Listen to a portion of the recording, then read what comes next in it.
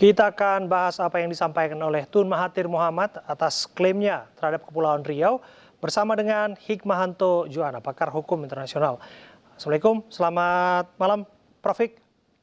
Selamat malam.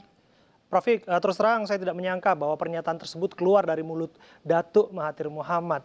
Sosok yang dihargai, dihormati, bahkan dikagumi oleh banyak pihak termasuk di Indonesia. Minggu lalu baru datang ke Indonesia. Apakah dia sudah berhitung akan membuat publik Indonesia jengkel? Ya, sebenarnya kalau menurut saya sih Pak Mahathir menyampaikan itu dalam konteks menguatkan puak Melayu ya. Mungkin Pak Mahathir menganggap bahwa Kepulauan Riau seharusnya ya bagian dari Malaysia karena satu rumpun. Tapi kita harus ingat bahwa Pak Mahathir saat ini bukan Perdana Menteri, jadi dia bukan suara dari pemerintah Malaysia. Jadi kalau misalnya pribadi-pribadi seperti itu menyampaikan pandangan, ya kan tidak merupakan suara dari pemerintah Malaysia. Jadi kalau menurut saya... Mohon maaf Prof. Hik, saya potong. Terlepas dari sosok beliau yang punya pengalaman lebih dari 22 tahun menjadi Perdana Menteri dan sosok beliau bisa dianggap berpengaruh terhadap apa yang disampaikan terhadap pemerintah Malaysia? Tidak akan berpengaruh terhadap apa yang disampaikan beliau kepada pemerintah Malaysia. Pemerintah Malaysia tahu bahwa Indonesia, Malaysia, kita merdeka itu karena ada azas dalam hukum internasional disebut sebagai uti possidentis. Artinya kita mendapatkan wilayah itu berdasarkan siapa yang menjajah kita. Dan kita tahu kita dijajah oleh Belanda, sementara Malaysia dijajah oleh Inggris.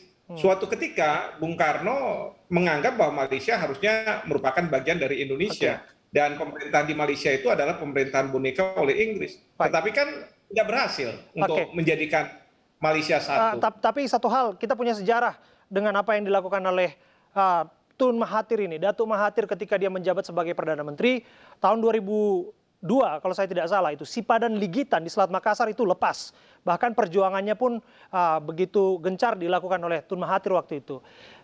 Kita telah melepaskan Sipadan Ligitan, apakah kita harus berhati-hati dengan apa yang disampaikan yang bersangkutan? Enggak, itu enggak perjuangan Mahathir yang sangat kuat. Jadi cerita Sipadan Ligitan itu karena dua pulau ini itu baru diketahui oleh Indonesia dengan Malaysia pada waktu mereka membahas peta tahun 1960-an.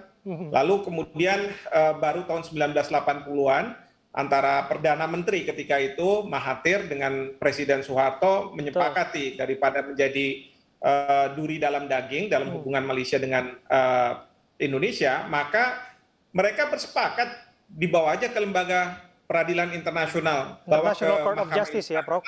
Iya, dan serahkan kepada Mahkamah Internasional. Itu kesepakatan Indonesia juga melalui Bapak Presiden Soeharto saat itu. Jadi menurut saya juga bukan sesuatu yang katakanlah getol sekali diperjuangkan oleh Mahathir sama sekali. Iya, itu yang dianggap menyinggung publik karena ini Kepulauan Riau dengan luas 8.000 km persegi dengan penduduk lebih dari 2 juta orang, apakah mungkin diklaim begitu saja gitu. Tapi terlepas dari itu, apakah ini semata-mata hanya karena faktor usia saja? Karena tadi sudah disinggung oleh Dev Laksono, anggota Komisi 1 DPR. Ya mungkin bukan karena usia, tetapi karena beliau itu kan berbicara di depan puak Melayu di Malaysia. Dan beliau mungkin mengatakan bahwa seharusnya kalau kita puak Melayu ini tidak hanya ada yang di Malaysia, tetapi juga sampai di Riau gitu ya.